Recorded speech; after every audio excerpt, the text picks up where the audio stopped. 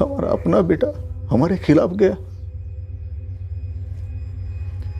दगा दे गया हमें। मुझे मेरा आमिर वापस चाहिए, जैसा था वैसा। साहब, उस सकीना ने मेरे लड़के पर जादू टोना करके उसे अपने वश में कर लिया है। लेकिन आपके बेटे ने हमें स्टेटमेंट दिया है कि आपके घर में उसे तकलीफें दी जाती हैं। सब वो खुद नहीं बोल रहा, इसे बुलवाया जा रहा है। सकीना ने पूरी तरह उसे तोता बना के रखा है, जो वो सिखाती है वही बोलता ही है। अब तो वो ये कह रही कि आमिर के साथ उसने शादी कर ली है। शादी? लेकिन आमिर सिर्फ 16 का है ना? हाँ साहब, 10वीं में है वो। पढ़ाई में बहुत होशियार था, पर अब वो अपनी पढ़ाई पर भी ध्यान नहीं दे रहा है। इम्तिहान सर पर है। इतने सालों में आमिर ने हमारे साथ बदतमीजी तो दूर, ऊंची आवाज में बात तक नहीं की। अब तो ऐसे पेश आता है हमारे साथ जैसे कि हम उसके माँ बाप नहीं, दुश्मन हैं। साहब, कुछ भी करके हमारे लड़के को सकीना के चंगुल से बचा लीजिए। वो उसे बर्बाद कर देगी। देखिए, एक पेचीदा मामला है। उस औरत ने अब तक ऐसा कोई जुर्म नहीं किया है जिसका सबूत है और जिसके चलते हम उसे गिरफ्तार कर सकें। मामला पर्सनल है, तो मुझे एक बार आपके लड़के से बात करनी है। किस लिए? वहाँ के साहब तुमसे बात करेंगे। क्या बात करेंगे?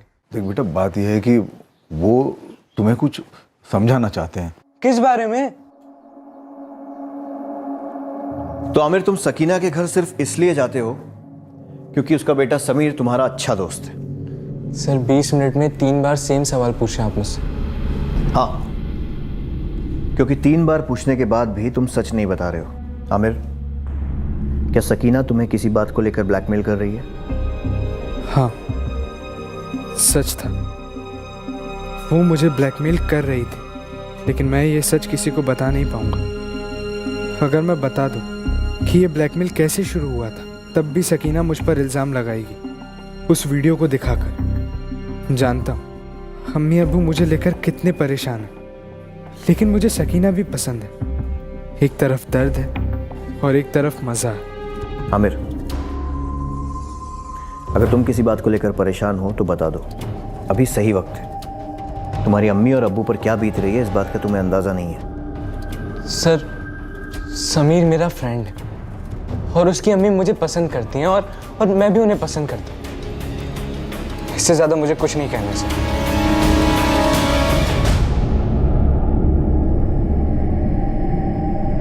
सर, ये सकीना 37 साल की और आमिर 16 साल का।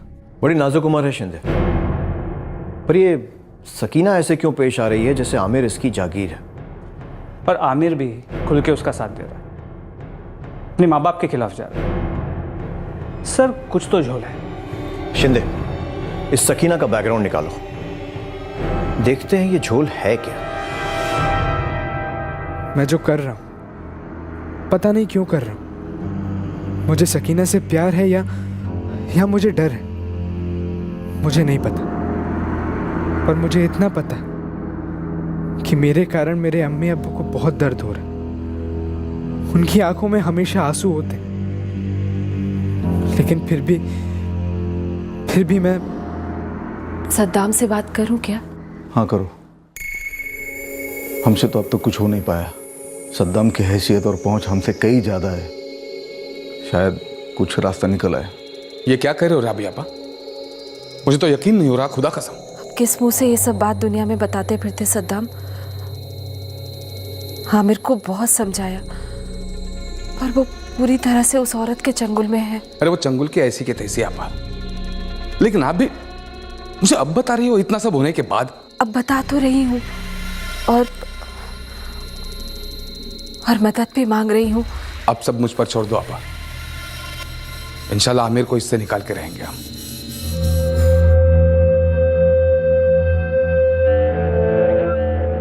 हताश और बेबस राबिया मिर्जा ने अपने छोटे भाई सद्दाम से मदद मांगी। आमिर के माँ बाप कुछ भी करने को तैयार थे, वो किसी की भी मदद लेने के लिए राजी थे, बस उन्हें अपना बेटा आमिर वापस चाहिए था। उनका मकसद था कि सकीना को हमेशा के लिए आमिर की जिंदगी से दूर कर दिया जाए, लेकिन सकीना का मकसद क्या था यह अभी तक कोई समझ नहीं पाया था।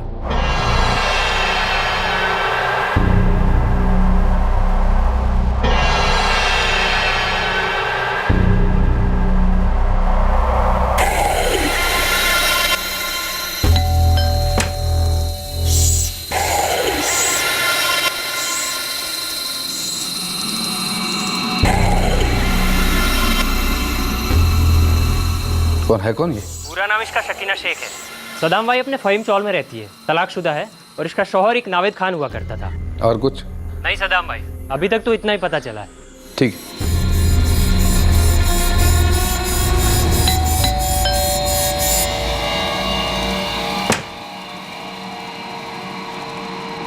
जी सद्दाम बेग नाम है मेरा।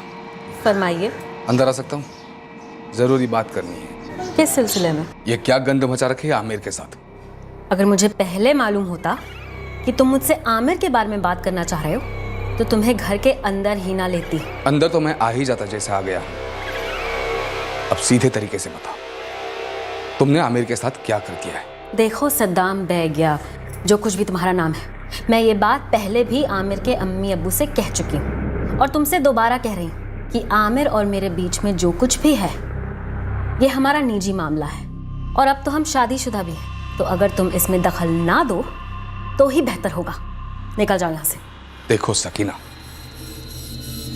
मेरी राबिया आपा और इमरान भाई जो हैं शरीफ है, तमीज वाले हैं, और मैं ना तो शरीफ हूं ना तमीज वाला। और तुम तो कुछ ज्यादा ही समझदार लग रही हो, इसलिए और इशारे नहीं होंगे।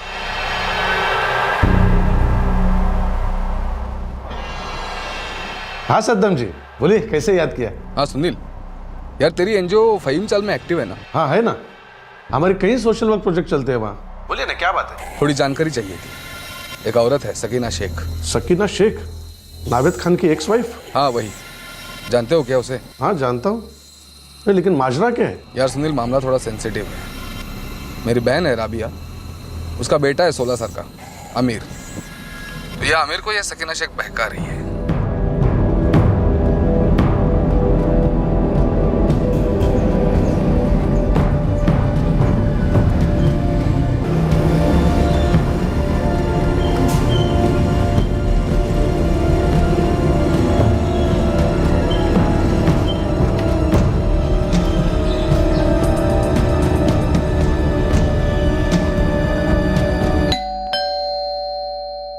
सकीना तुम जानती हो, अपने एरिया में मैं कई सालों से सोशल वर्क कर रहा हूँ।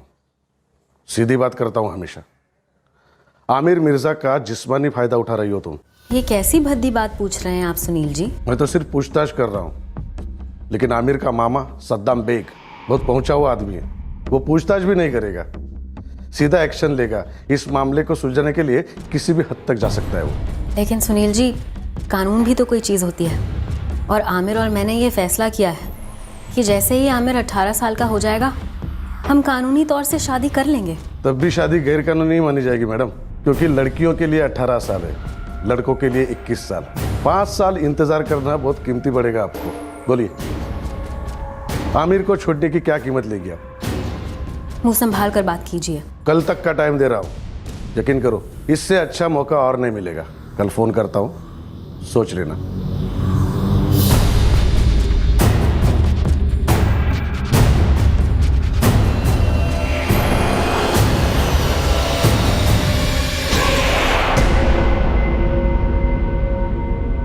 आमिर को छोड़ने की क्या कीमत लेंगी आप?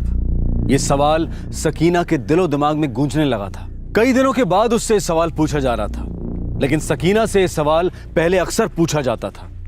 सकीना आए दिन सौदे के टेबल पर बैठी पाई जाती थी। साहब, लाला की बिरयानी खाई लिए कभी? तो सही खबर दे, फिर हम लोग साथ में खाएंगे। साहब, लाला की बिरयानी से ज़्यादा चटपटी तो इस सकीना की स्टोरी है। लाला की बिरयानी कभी सकीना का बाप नसीम भाई चलाता था। लाला को बेचकर अरब चला गया, दुख में। दुख में क्यों? जब सकीना 15 साल की थी ना, तो माँ ऑफ हो गई। हिंदू औरत थी, नम्रता, इकलौती औलाद थी ये सकीना। नसीम भाई ने खूब पढ़ाया लिखाया, ग्रेजुएट बनाया, लेकिन सकीना ने चालूपने में पोस्ट ग्रेजुएशन कर ली। इतने लफड़े कि वो खुद भी भूल गई होगी कि कितनों के साथ घूमी। किसी नावेद खान से शादी हुई थी इसकी? करेक्ट साहब, नावेद खान से उसका ये बेटा समीर है। जब समीर 1 साल का था तब सकीना नावेद का तलाक हो गया। अच्छा खासा पैसा निकलवाया था नावेद से, आज तलक उसके पैसों पे ऐश कर रही है। लेकिन साहब, ये सिर्फ रायता है, असली बिरयानी तो बाकी है। बिरयानी के पहले कोई रायता परोसता है क्या? मेन बात कर। मेन बात ये है साहब कि पूरा फ़हीम चौल जानता है कि ये औरत मतलब बहुत खतरनाक चालू है साहब। अपने बेचारे बाप को भी नहीं छोड़ा था इसने। अपने बाप के साथ क्या किया इसने? अपने इलाके में केस भी था उसके नाम। कैसा केस? क्या मेरे खिलाफ केस दर्ज कर दिया है? अपने बाप के खिलाफ? जी हाँ, सकीना ने आपके खिलाफ रेप का चार्ज लगाया। साहब, वो मेरी सगी बेटी है। उसने उसके स्टेटमेंट में यह भी कहा है कि मेरे सगे बाप नसीम शेख ने मेरे साथ जबरदस्ती की, मेरा बलात्कार किया। हाँ अब्बू, ये केस मैंने ही किया है। अपने अब्बू के खिलाफ इतना घिनौना इल्जाम? अरे काहे का अब्बू, आप तो अपनी बिरयानी की दुकान उस कमीने लाला को बेचकर मस्कट सेटल हो गए। जिंदगी का रायता तो हमारा फैला ना यहाँ पर। मैंने आपसे ये घर क्या मांगा, आप तो अपनी 2 पैसे की नसीहत ही देने लगे मुझे। अभी भी कह रही हूँ, ये घर मेरे नाम कर दीजिए, मैं केस वापस ले लूंगी। अपने अब्बू को ब्लैकमेल कर रही है तो? अब्बू जान, ये जमाना ही कुछ ऐसा है। आजकल पैसा खून से भी ज्यादा गाढ़ा हो गया है। घी निकालने के लिए उंगली टेढ़ी करनी पड़ती है आजकल। और अगर आप चाहते हैं कि मैं उंगली सीधी करूं, तो फिर ये घर मेरे नाम कर दीजिए और साथ में 20 लाख कैश। पहले वकील के पास चलेंगे, उसके बाद पुलिस स्टेशन, दोनों काम एक साथ हो जाएंगे। और हाँ, उसके बाद बिरयानी खाने चलेंगे। नसीम भाई जिंदा लाश बन गए। जो ये सकीना बोली वो सब कर दिया। फिर सकीना ने केस वापस ले लिया। उसके बाद नसीम भाई अरब कट लिया, आज तक नहीं लौटे कभी। नसीम उसका सगा बाप था, फिर भी उसने उस पर रेप का केस करके उसे ब्लैकमेल किया। साहब, रायता और बिरयानी तो हो गया, अब शाही टुकड़ा खबर सुनिए। 4 साल पहले की बात है। सकीना ने अपने तलाकशुदा शौहर को घर बुलाया। नावेद खान आया मिलने।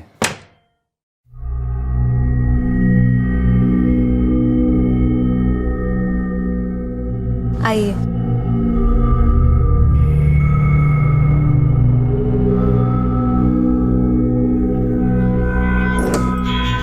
आज सूरज कहाँ से उगा है भाई? इतने सालों बाद याद किया। आज दिन ही कुछ ऐसा है। समीर अपने स्कूल के पिकनिक पे गया हुआ है। मैं घर पर अकेली हूँ। तुम्हारी याद आ रही थी। हमेशा की तरह तूफान लग रही हो। अब यहीं खड़े होकर शब्दों के तीर चलाओगे क्या?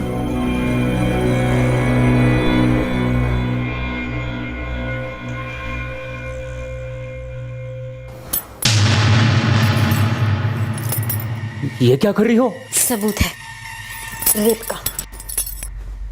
क्या बकवास कर रही है सकीना? दिमाग खराब हो गया तुम्हारा? मेरी तो तकदीर खराब हो गई है। बैंक बैलेंस खत्म हो गया था, तो अब कुछ ना कुछ तो करना ही पड़ेगा ना। कमी नहीं, तुझे लगता है कपड़े फाड़ने से तू मुझ पर रेप का चार्ज लगवाएगी? अभी के अभी मेरा मेडिकल टेस्ट करवाया जाएगा। उसमें तुम्हारी वहशियत के सारे सबूत मिलेंगे मेरे बदन पर। और फटे कपड़े तो बोनस सबूत होगा। फिर पूरे 7 साल के लिए जेल के अंदर जाने के लिए तैयार हो समीर के पापा? मैं यहाँ 20-25 मिनट और इंतजार करूंगी। तुम मेरे लिए 5 लाख रुपए लेकर आ जाना, और अगर नहीं आए तो मैं पुलिस स्टेशन पहुंच जाऊंगी तुम्हारी इज्जत फाड़ने।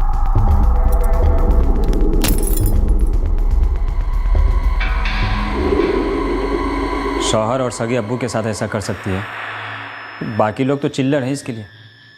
पता नहीं कितनों को चूना लगाई होगी इसने। गारंटी बोलता हूँ साहब, आमिर के साथ भी ऐसा ही कुछ खेला होगा। इमरान और राबिया मिर्ज़ा को बुलवाओ, और आमिर को भी। उन्हें सकीना की असलियत बताना ज़रूरी है, खासकर आमिर को। अरे कितनी बार जाना पड़ेगा पुलिस स्टेशन? क्यों कर रहे हो आप लोग मेरे साथ ऐसा? आमिर, आवाज नीचे। इस बार उन्होंने खुद सामने से बुलाया है, मुझे पता नहीं किस लिए। देख, उन्हें सकीना के बारे में कुछ पता चला है, वो हमें बताना चाहते हैं, और तेरा वहां होना बहुत जरूरी है।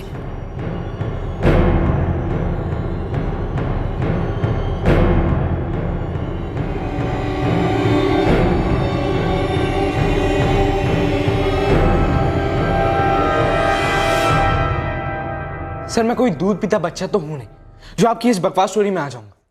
सर, झूठ बोलने की भी हद होती है। बेटा, बेवकूफ़ी की भी एक हद होती है जो तुम पार कर गए हो। ढंग से सोचना बंद कर दिया है तुमने। झूठी स्टोरी बताकर हमारे हाथ कौन सा खजाना लगने वाला है?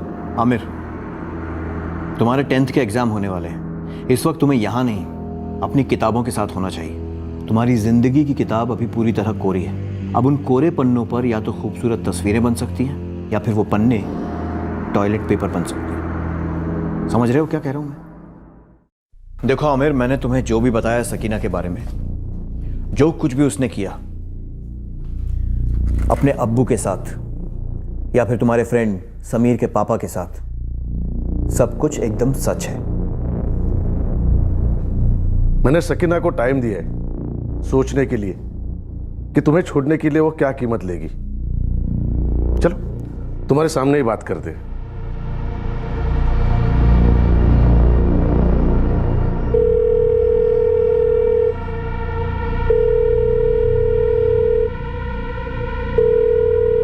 हेलो सकीना, सुनील कामत बात कर रहा हूं। क्या फिगर तय किया? कितना लेगी आमिर को अपनी चंगुल से छोड़ने के लिए? मैंने कुछ नहीं सोचा है सुनील जी, क्योंकि मुझे कुछ चाहिए ही नहीं। देखो सकीना, तुम जो मांगोगे वो मिलेगा तुम्हें। मैंने कहा ना आपसे सुनील जी, मुझे आमिर के बदले में कुछ नहीं चाहिए। मेरे पास सब कुछ है। पैसों के लिए नहीं तो फिर किस लिए आमिर को अपना निशाना बनाया? ऐसा क्या देख लिया उसमें तुमने? ऐसा भी क्या देखा उसमें? कुछ नहीं, ठीक ठाक दिखता है तो मेरा दिल आ गया उसमें। ऐसे खिलौने तो एक नजर घुमाने पर दर्जनों मिल जाते हैं, और ये तो सीधे मेरे घर पर ही आ गया, तो सोचा कि खेल ही खेल लेती हूँ। मतलब आमिर तुम्हारे लिए सिर्फ एक खिलौना है जिसका तुम इस्तेमाल कर रही हो? कैसी बातें कर रहे हैं आप? अब आपके घर में गैस खत्म हो जाती है तो आप बाहर से खाना नहीं मंगवाते, रेस्टोरेंट नहीं जाते खाना खाने के लिए, बस वही सेम टू सेम समझिए। लेकिन वो शादी वादी जो की आमिर से। सुनील जी, आप भी ना समझते नहीं हो। बोर हो रही थी तो सोचा कि गुड्डे गुड़िया का खेल खेल लेती। मेरा बॉयफ्रेंड लंदन गया हुआ है, कुछ दिनों बाद वापस लौटेगा। जैसे ही लौटता है मैं आपके 16 साल की नाजुक छोकरे की ओर देखूंगी भी नहीं। मिलना तो बहुत दूर की बात है। आप ना अपना सोशल सर्विस किसी नेक काम में लगाएं। आमिर मेरे लिए कुछ नहीं है।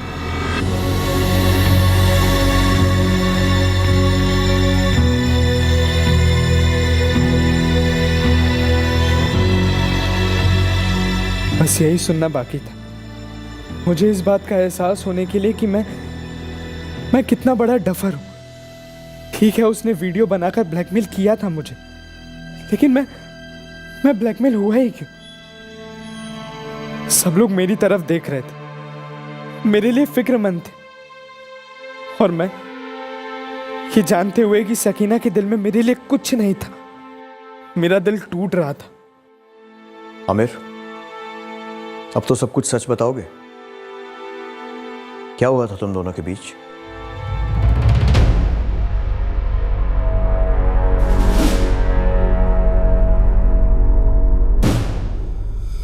आखिरकार आमिर की जुबान पर लगा ताला खुल गया और उसने उस काली रात की पूरी कहानी सुनाई जब सकीना ने शराब की मदद से उसे निशाना बनाया।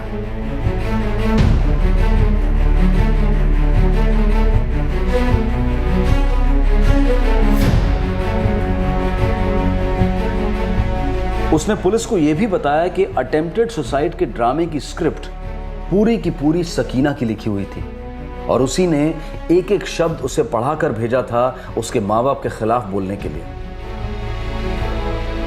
उसने सबको शादी के बारे में भी सारा सच बताया।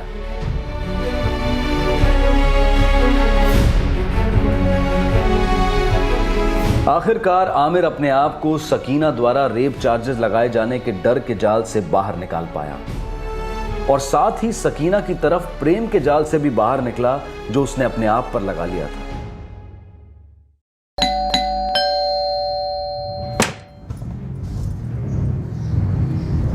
अब क्या है साहब? अभी तो सब कुछ है सकीना जी, सब कुछ उलट चुका है। अब जेल की सलाखों के पीछे आप होंगी। आमिर ने खुद ये स्टेटमेंट दिया है। तुम्हारे सारे कारनामे, तुमने जो कुछ भी उस नाबालिग के साथ किया, सब कुछ अब रिकॉर्डेड है। तुमने आमिर का रेप किया है। साहब, ये बिल्कुल बेबुनियाद इल्जाम है। एक औरत एक आदमी का रेप कैसे कर सकती है? हाँ, रेप हुआ जरूर था, लेकिन आमिर का नहीं, मेरा। आमिर ने मेरे साथ जबरदस्ती की थी। वो तो मैं चाहती तो पुलिस में उसी टाइम रिपोर्ट लिखा सकती थी, लेकिन उसकी उम्र पे मुझे तरस आ गया। तुम हर वक्त हर किसी को बेवकूफ़ नहीं बना सकती। इस वक्त तुम्हारा जो भी हुक्म का इक्का है ना, वो खोटा सिक्का ही साबित होगा, क्योंकि अब तुम पूरी तरह से फंस चुकी हो। क्या मतलब?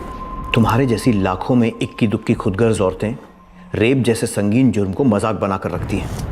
लानत है, लेकिन अब नहीं, क्योंकि अब ये केस वाटर टाइट है। सकीना मैडम, रेप खेलने का टाइम खत्म हुआ। आप बोलना क्या चाह रहे हैं? आमिर ने मजिस्ट्रेट को बयान दिया है।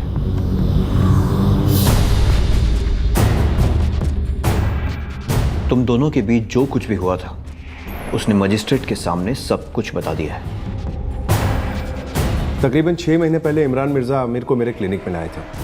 उसके प्राइवेट पार्ट्स में स्वेलिंग हो गई थी। नई सेक्सुअल एक्टिविटी शुरू करने पर कुछ केसेस में ऐसा होता है, तो मैंने उसी से रिलेटेड कुछ मेडिसिन प्रिस्क्राइब कर दी थी। सर, एक यूनिक केस है। अगर कोई औरत किसी 16 साल के लड़के को शराब पिलाकर उसके साथ फिजिकल रिलेशन बनाती है, उसका रेप करती है, तो इस केस में कैसे आगे बढ़ सकते हैं सर? 16 साल मतलब लड़का माइनर है? ये सर, 10th क्लास का स्टूडेंट है। फिर तो हम एक्यूज को पॉक्सो के तहत बुक कर सकते हैं, protection of children against sexual offences act. Right sir. Accused को सेक्शन 4, 8 और 12 के तहत बुक करो। Okay sir. लड़की की साइंड स्टेटमेंट ले लो और मजिस्ट्रेट के सामने डिपोजिशन करवाओ लड़का। Okay sir, thank you sir. तुम अब बच नहीं सकती सकीना, और हम तुम्हारी जमानत के खिलाफ भी जमकर लड़ेंगे। समीर, इसके पहले भी मैं तुम्हारी अम्मी के लिए एक रेप केस लड़ा था, लेकिन इस बार तुम्हारी अम्मी के ऊपर तुम्हारी उम्र के लड़के के साथ रेप करने का इल्जाम है। उनका बचना नामुमकिन सा लग रहा है। देखो, मैं इस केस में नहीं पड़ना चाहता। I am sorry Sameer. अब्बू, अम्मी की बेल एप्लीकेशन रिजेक्ट हो गई है, दोबारा फाइल करनी होगी और उसके लिए किसी दूसरे वकील को हायर करना होगा। समीर, तुम मेरे बेटे हो और ये कभी बदल नहीं सकता। तुम्हें तकलीफ हो तो मैं सबसे पहले उसे दूर करूंगा, लेकिन जहां तक सकीना का सवाल है, वो मेरे लिए बिल्कुल मायने नहीं रखती। नाना जान, अब्बू ने भी मदद करने से मना कर दिया है। मेरा भी वही जवाब है बेटे। सकीना मेरे लिए मर चुकी है।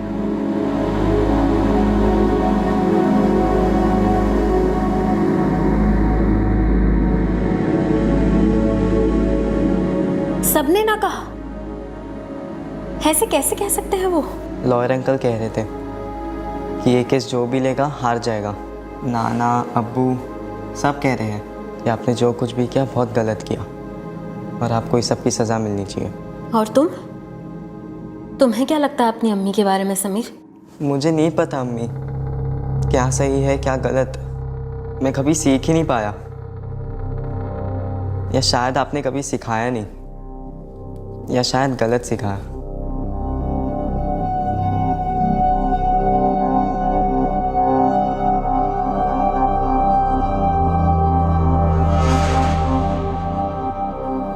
अम्मी, अब्बू,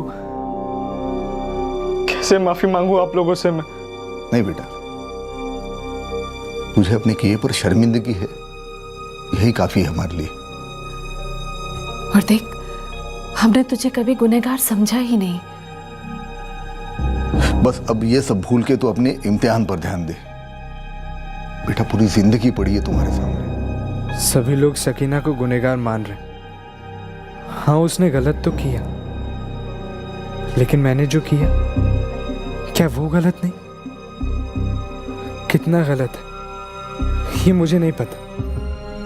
मेरे अम्मी अब्बू मुझे कुछ नहीं कहते, बस सकीना को कोसते। उस रात मेरे साथ जो हुआ वो सही नहीं था, मैं जानता, लेकिन उसके बाद जब मुझे मज़े आने लगे, गलत बातों से मज़े आने लगे, कभी सही गलत के बीच की लकीर कितनी धुंधली हो जाती, समझ ही नहीं आती। मुझे भी वो समझ नहीं है। आमिर सिर्फ 16 साल का था, बचपन और जवानी के बीच की दहलीज पर खड़ा था। इस नाजुक उम्र में किसी युवक को जब कोई गंभीर आरोप को लेकर डराए या धमकाए, तो उस युवक के दिलो दिमाग पर गहरा सदमा पहुंच सकता है। उस उम्र में वो युवक ये समझ ही नहीं पाता है कि जो चीज शोषण की कैद में उसे आनंद दे रही है, वही चीज उसकी कैद को और लंबा खींचती जा रही है। सकीना को आईपीसी की धारा 342 के तहत जबरन बंदी बनाने, धारा 506 के तहत आपराधिक भावना से धमकी देने और पॉक्सो की धारा 4, 8 और 12 के तहत गिरफ्तार किया गया है। Protection of children from sexual offence act POCSO न्याय प्रक्रिया का एक मजबूत अंग है और उम्मीद की जा रही है कि सकीना को उसके किए की सजा जरूर सुनाई जाएगी। आमिर की जिंदगी धीरे धीरे नॉर्मल होने की तरफ बढ़ रही है। आमिर को इस हादसे को भुलाकर अपनी गरिमा और अपने आत्मसम्मान को दोबारा महसूस करना होगा। यह सब कुछ इतना आसान नहीं है, लेकिन उसके माँ बाप इमरान और राबिया मिर्जा डटकर उसके साथ खड़े हैं, हमेशा की तरह। सकीना का निशाना बने 16 वर्षीय आमिर मिर्जा के केस के बाद अब हम चलते हैं 10 वर्षीय काजल चौधरी की जिंदगी की तरफ। किसी के बद इरादों का शिकार हुई काजल इस वक्त मुंबई के बोरीवली रेलवे स्टेशन पर खड़ी है।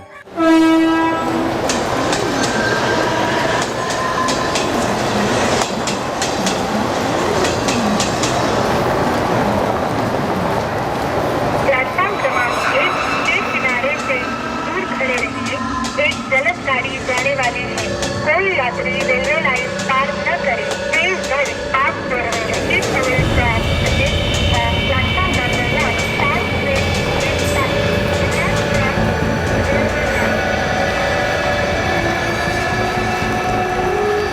चल बेटा चलते हैं, मैंने टिकट ले ली है।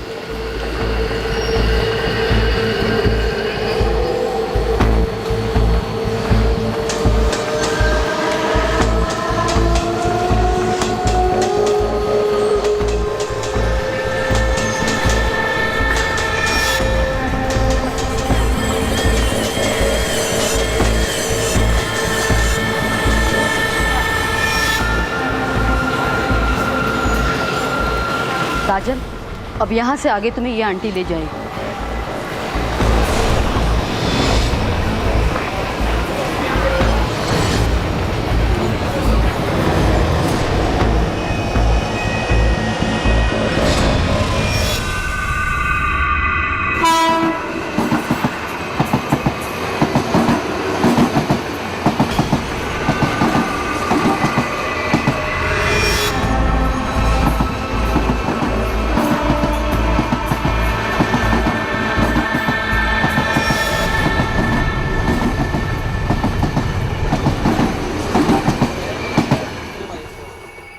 साहब काजल नाम है, काजल चौधरी, बस 10 साल की है। रोज की तरह कल शाम वो बाहर खेलने गई, बस फिर लौटी ही नहीं। आप लोग यहीं पालघर में रहते हैं? जी साहब, तिलक बाग में। अनिता जी, कल सुबह से क्या क्या हुआ हमें सब बताइए। साहब वो काजल रोज की तरह सुबह स्कूल गई, फिर हर रोज की तरह ही वो 1 बजे स्कूल से वापस भी आ गई थी।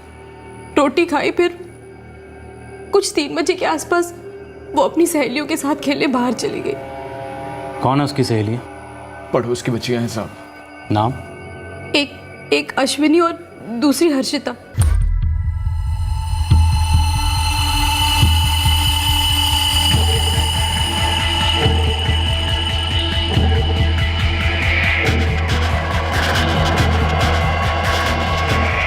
फिर 4:30 बजे के आसपास काजल घर आई थी।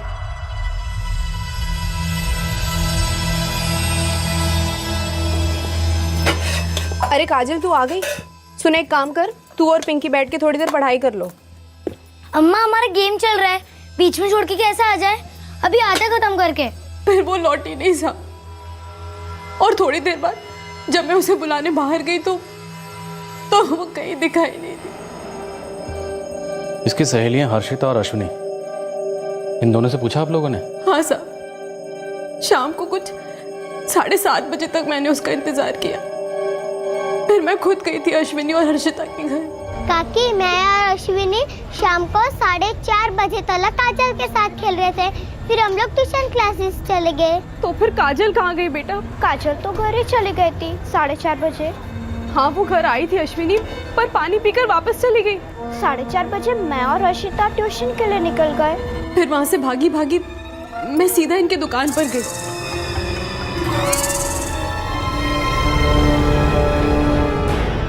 सुनिल, क्या हुआ? वो काजल वो घर नहीं आई, और कहीं मिल भी नहीं रही।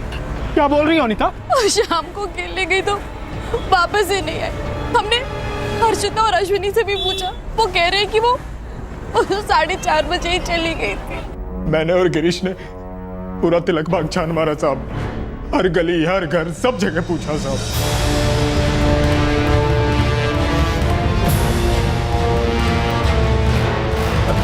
गिरीश तू इधर जा भाई, मैं इधर जाता हूँ। देख कोई भी घर छूटना नहीं चाहिए। ठीक है। पता नहीं मेरी बच्ची कहाँ गई होगी।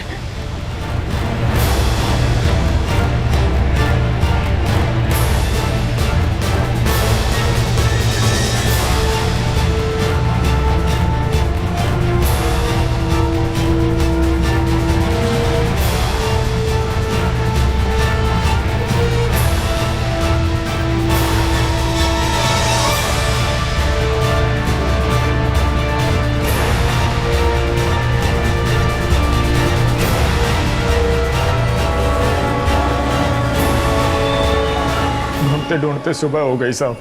सिर्फ तिलक बाग नहीं, पूरा पालघर छान मारा साहब, एक कोना नहीं छोड़ा हमने। फिर सीधा यहाँ आ गए आपके पास। साहब काजल बस 10 साल की है, उसे तो हमारे मोहल्ले और अपने स्कूल के अलावा और कोई जगह ठीक से मालूम भी नहीं है। तिलक बाग में आप लोग कब से रह रहे हैं? 2 महीने से साहब। कहाँ से आए? सब फतेहपुर उत्तर प्रदेश के रहने वाले हैं। आप? जी फतेहपुर। ये गिरीश है साहब, मेरा दोस्त, ये भी फतेहपुर का रहने वाला है। हम काम की तलाश में यहाँ आए थे। मुंबई या इसके आसपास कोई और रिश्तेदार? जी। क्या घर में कुछ बात हुई थी? मेरा मतलब है कोई ऐसी बात हुई हो जिसकी वजह से आपने काजल पर गुस्सा किया हो और वो नाराज़ होकर कहीं चली गई हो, कोई भी बात? नहीं साहब, हम दोनों तो काजल को बहुत प्यार करते हैं। देखिए, अक्सर हमने देखा है कि बच्चे उस जगह को मिस करते हैं जहाँ वो पले बड़े होते हैं। कहीं ऐसा तो नहीं कि काजल भी वापस लौट गई हो फतेहपुर अपने किसी रिश्तेदार के पास? नहीं साहब, फतेहपुर में अब हमारा कोई रिश्तेदार नहीं है। और साहब 10 साल की छोटी सी बच्ची इतनी दूर अकेले कैसे जा सकती है? मैंने तो कभी उसे घर का सामान लाने के लिए भी पास की किसी दुकान तक भी अकेले नहीं जाने दिया। आप बेफिक्र रहिए, हम तुरंत सर्च ऑपरेशन शुरू करते हैं। हमारी बच्ची को ढूंढ लीजिए साहब, हम जिंदगी भर आपका एहसान नहीं भूलेंगे।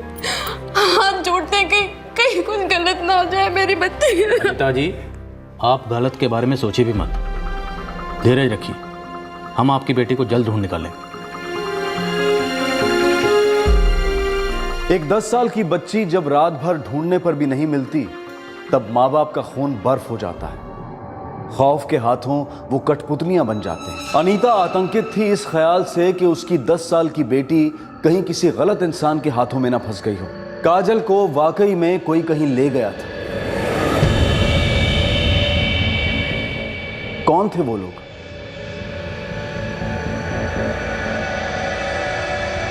कहां थी काजल?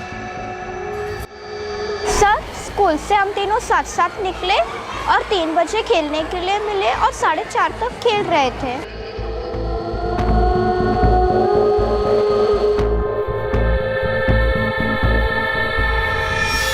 फिर मैं और हर्षिता ट्यूशन के लिए गए।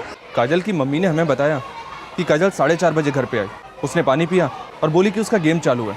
कुछ पता है तुम दोनों को कि तुम लोगों के जाने के बाद काजल किसके साथ खेल रही थी? हमें नहीं पता सर, रोज तो सिर्फ हम तीनों ही खेलते हैं, हमारे साथ और कोई भी नहीं होता। नहीं साहब, मैंने तो नहीं देखा इस बच्ची को। नहीं साहब, नहीं देखा।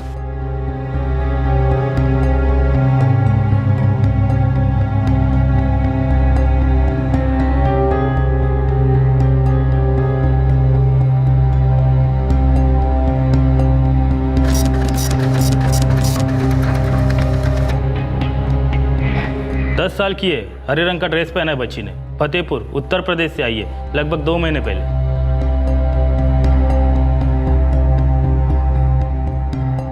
जी नहीं सर, अभी तक ऐसी कोई लड़की हमारे चिल्ड्रंस होम में नहीं लाई गई है।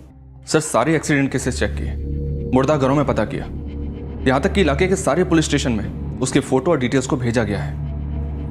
और अभी तक नो रिस्पॉन्स? कुछ नहीं मिला है सर। पड़ोसियों से भी पूछा है, किसी से कोई लीड नहीं। ये बच्ची काजल 10 साल की है, तो क्या ऐसा हो सकता है कि इस बच्ची को किसी ने कुछ खिला पिला कर कोई टॉफ़ी या चॉकलेट देकर पहले बातों में फंसाया हो, फिर उठाकर ले गया हो सकता है सर। बच्चे उठाने वालों की ये मोडस ऑपरेंडी रेगुलर है। मैं एक काम करता हूँ, चाइल्ड ट्रैफिकिंग सेक्टर के सारे खबरियों को काम पर लगा देता हूँ। चाइल्ड ट्रैफिकिंग के जितने इंस्टीट्यूटर्स हैं, जितने अंडर ट्रायल्स हैं, सबको डंडा करो प्यार से। हमें किसी भी हालत में इस बच्ची को पाल घर से बाहर ले जाने से पहले ही बचाना है। अगर ये केस चाइल्ड ट्रैफिकिंग का केस है तो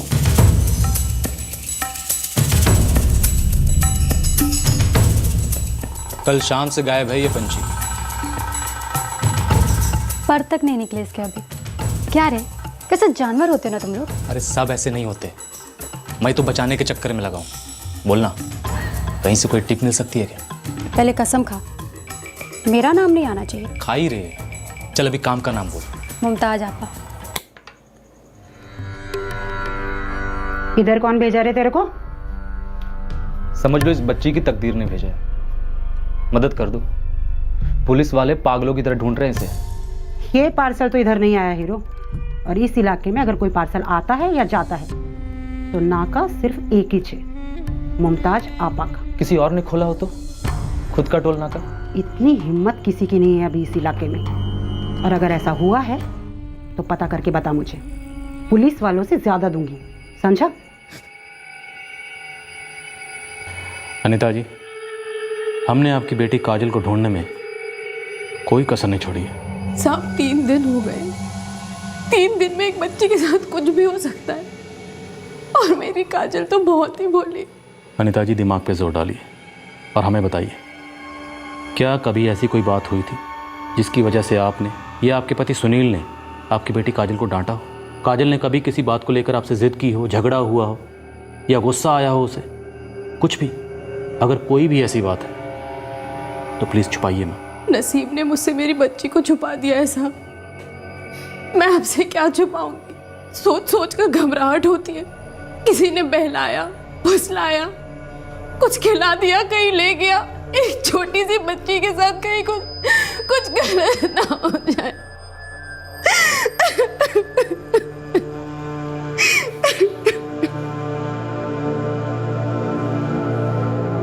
हर एंगल, हर खबरी, हर सोर्स को 3 दिन में टैप कर चुका हूँ सर, लेकिन कहीं कुछ नहीं मिला।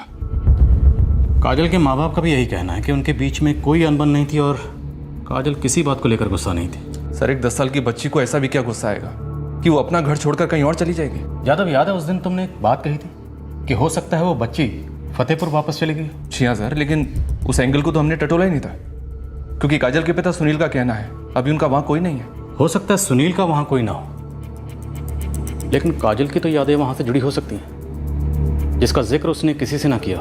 Operation Fatehpur sir? लेकिन टीम बिल्कुल छोटी रखना, क्योंकि चांसेस बिल्कुल 0 हैं कुछ भी हाथ लगने के। लेकिन इस वक्त हमारे हाथ में भी 0 ही है।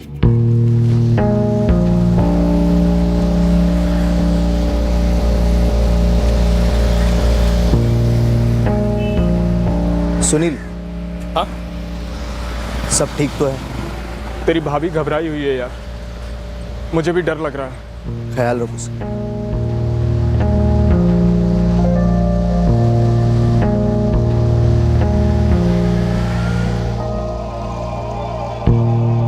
अम्मा, काजल दीदी कहाँ है? पता नहीं पिंकी बेटा। वापस आएगी? पता नहीं। नहीं आएगी? पता नहीं।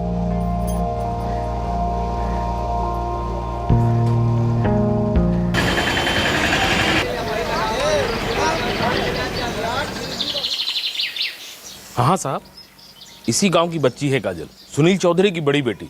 साहब, वो रहा उनका घर, 2 महीने से बंद है। क्या पिछले कुछ दिनों में इस बच्ची को यहाँ पे देखा है किसी ने? साहब, हमने तो नहीं देखा।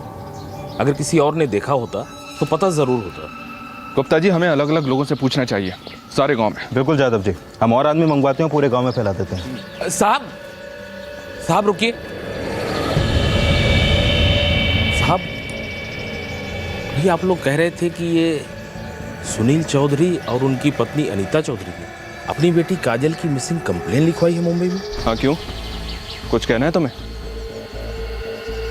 कहना तो कुछ नहीं है, बस अचानक से चले गए थे। अब किसी को मालूम ही नहीं था कि मुंबई रवाना हो गए। अच्छा सर।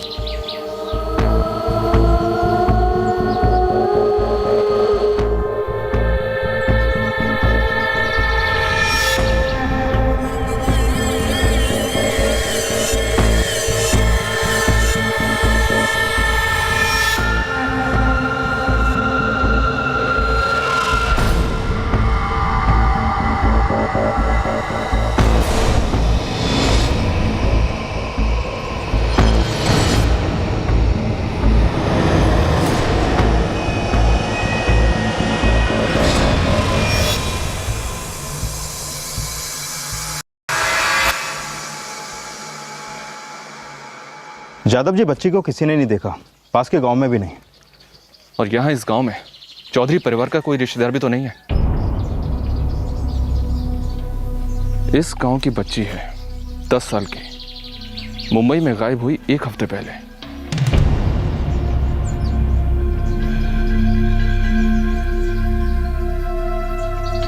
साहब, सुनील चौधरी की एक बहन है, एक भाई भी, दोनों सगे। जब तुझसे पहले पूछा तब क्यों बोला कि कुछ नहीं मालूम इन लोगों के बारे में?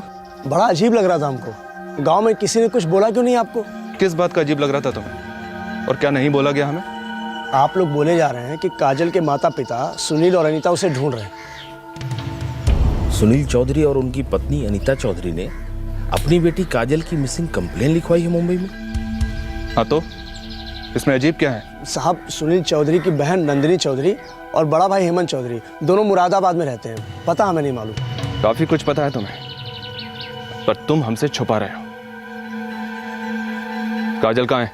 फोटो क्या देखना साहब, इस बच्ची को गांव का हर कोई अच्छी तरह से जानता है, पर सारा गांव हैरान है कि आप लोग पिछले कुछ घंटों से अजीब अजीब सवाल पूछ रहे हैं। नाम क्या है तुम्हारा? जी, मिथिलेश शर्मा। मिथिलेश शर्मा, हम गांव के 4 चक्कर काट चुके हैं। अब बातों के चक्कर काटने का ना तो हमारे पास वक्त है और ना ही मूड। सीधे सीधे बोल, क्या छुपा रहा है? साहब, काजल का बाप सुनील चौधरी अपनी बेटी की मिसिंग कंप्लेंट कैसे दर्ज करा सकता है? बाप है उसका, वो कंप्लेंट दर्ज नहीं कराएगा तो और कौन कराएगा? साहब, बाप था। काजल का बाप सुनील चौधरी 1.5 साल पहले ही चल बसा।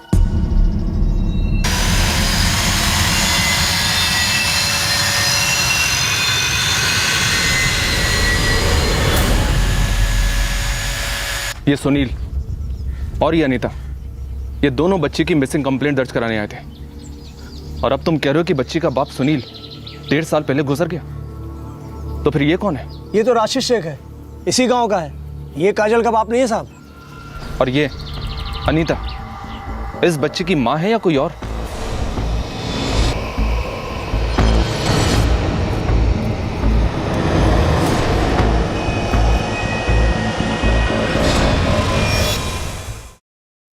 तुमने तो मुझे डरा ही दिया था। कुछ नहीं होने वाला। अगर काजल उन्हें मिल गई तो? काजल पुलिस को कभी नहीं मिलेगी। पर हाँ, तुम अपनी नौटंकी चालू रखना, रोना धोना तबीयत से। आंखें सूज गई तो सुरमा ला दूंगा, आंसू कम नहीं पड़ने चाहिए।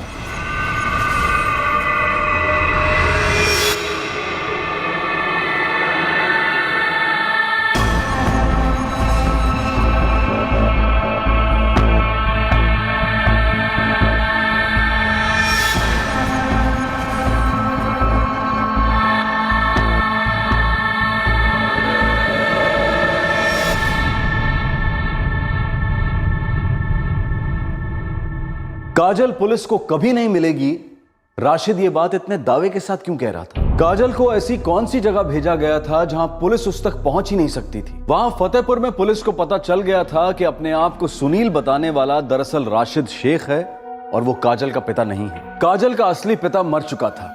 तो फिर ये राशिद और ये औरत जो अपने आप को अनीता कह रही थी, ये लोग कौन थे? इन दोनों ने पालघर पुलिस स्टेशन में शिकायत दर्ज करवाई थी कि वो सुनील और अनीता चौधरी हैं और उनकी 10 साल की बेटी काजल चौधरी घर नहीं लौटी है। पुलिस ने 1 हफ्ते तक जमीन आसमान एक कर दिया था, लेकिन बच्ची की कोई खबर नहीं थी। उसके बाद पुलिस ने एक चांस लिया था और इस जोड़े के गांव फतेहपुर उत्तर प्रदेश चली गई थी, और वहां इस केस में एक बहुत ही बौखलाने वाला नया एंगल खुल गया था। उम्मीद थी कि इस नई इंफॉर्मेशन के साथ पुलिस लौटकर इस केस को सुलझाने वाली थी, लेकिन अहम सवाल यह था कि 10 साल की काजल कहां थी और किस हाल में थी? इन कहानियों की असल कहानी क्या है?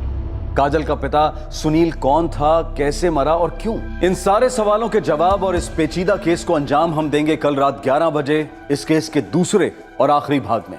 आपसे फिर मुलाकात होगी क्राइम पेट्रोल सतर्क में। तब तक अपना ख्याल रखें, सुरक्षित रहें, स्वस्थ रहें और याद रखें, हर कामयाबी की इमारत एक सपने की नींव पर खड़ी होती है। सही वक्त, सही कदम, सतर्क रहें। जय Hind. For more updates, subscribe to our channel, click the show links and enjoy watching the videos.